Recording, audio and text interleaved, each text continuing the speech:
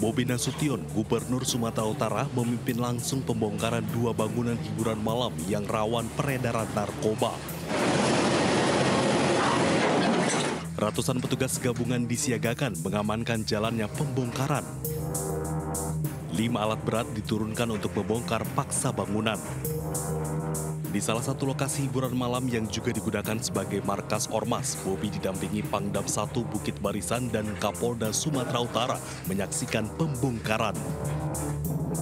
Meski sempat terjadi keributan saat massa dari pengusaha hiburan malam melawan dan melempar batu, namun pembongkaran tetap dilakukan. Bobi menegaskan pembongkaran lokasi hiburan malam merupakan tindakan tegas pemerintah menjawab keresahan masyarakat terkait peredaran narkoba. Kami semua lengkap di sini untuk menindaklanjuti keresahan masyarakat terkait penyalahgunaan narkoba di salah satu tempat yang memang secara legalitas untuk apapun di tempat yang hari ini kita lakukan eksekusi memang tidak ada, baik izin bangunan sampai juga menyambut. Diketahui perbatasan Kota Binjai rawan peredaran narkoba dengan adanya lokasi hiburan malam yang beroperasi hingga menjelang pagi hari. Warga Kota Binjai berharap pemerintah juga menutup lokasi hiburan malam lainnya. Dari Binjai, Sumatera Utara, Muhammad Zainal Tanjung, iNews melaporkan.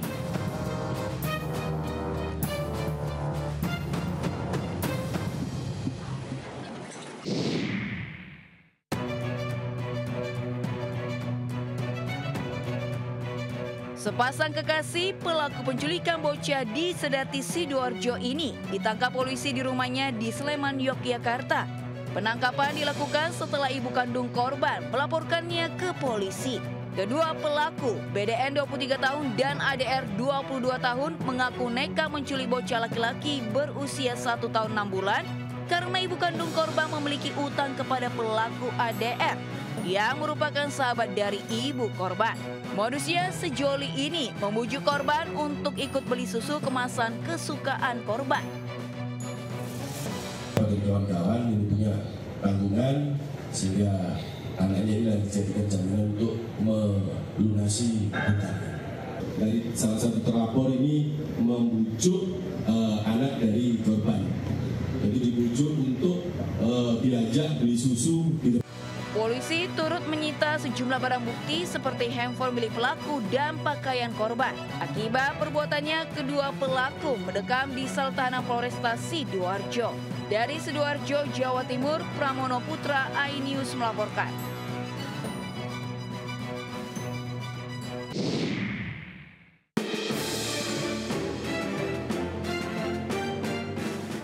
Polisi mengungkap kasus pembunuhan Dea Permata Karisma 27 tahun di Desa Jati Mekar, Purwakarta, Jawa Barat.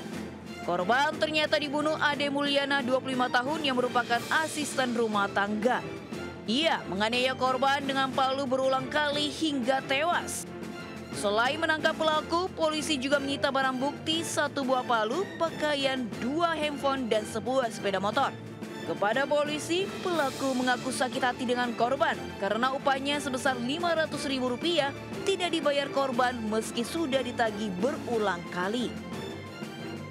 Yaitu tersangka kesal dan sakit hati oleh korban karena gaji tidak dibayarkan. Dan apabila ada motif-motif lain masih dalam pendalaman. Hingga kini pihaknya masih menyelidiki kemungkinan motif lain sehingga pelaku tega membunuh korban. Sementara untuk mempertanggungjawabkan perbuatannya, pelaku kini ditahan anggota Polres Purwakarta untuk menjalani proses hukum. Dari Purwakarta, Jawa Barat, Irwan, iNews melaporkan.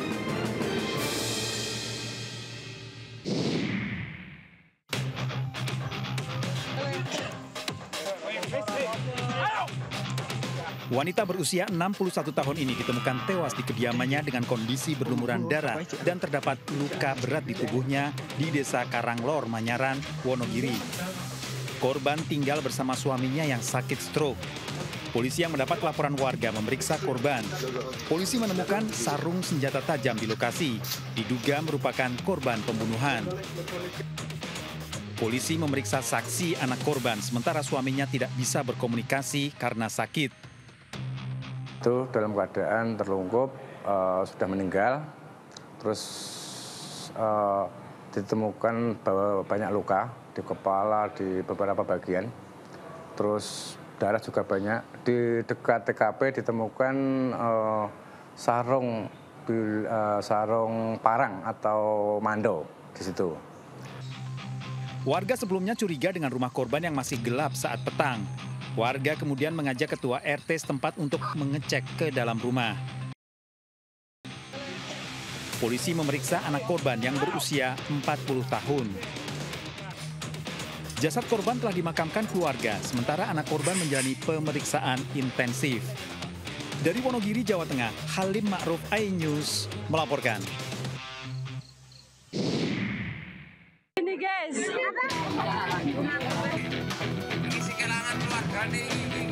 Warga Puger Kulon, Jember dikejutkan dengan penemuan jasad mengapung di Sungai Besini.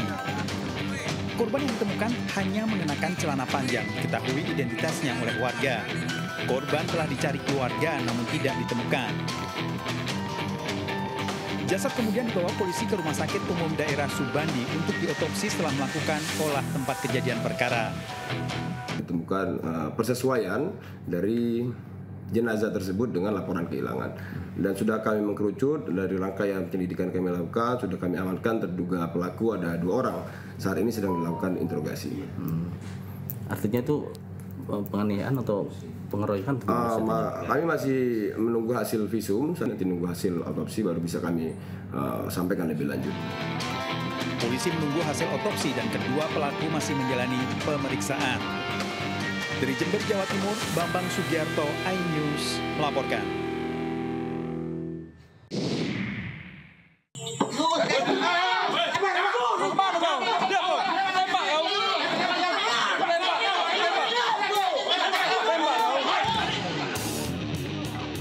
Upaya pelaku pencurian sepeda motor untuk melarikan diri dari kepungan polisi dengan cara mendorong gagal setelah polisi dengan sigap menghalau pelaku di rumahnya, Sako, Kota Palembang. Selain berupaya melarikan diri, pelaku juga berpura-pura tidak mengetahui salahnya.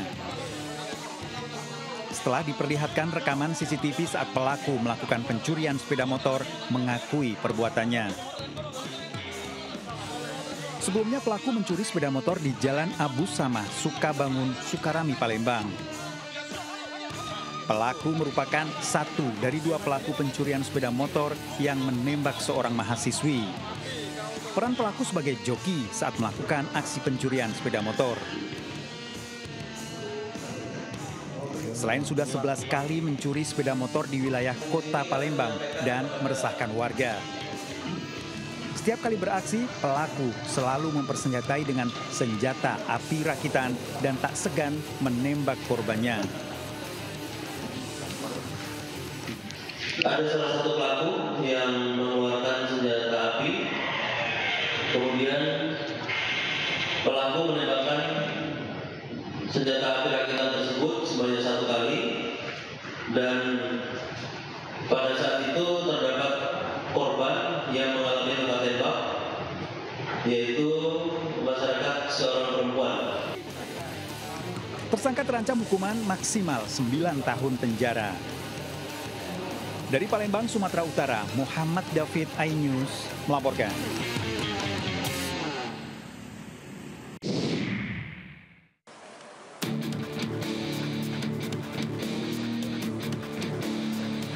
Dalam rekaman CCTV pencurian kendaraan bermotor di kos-kosan di wilayah Depok, Sleman, Yogyakarta. Dalam hitungan detik, pelaku berhasil menggasak sepeda motor menggunakan kunci T dan membawa kabur.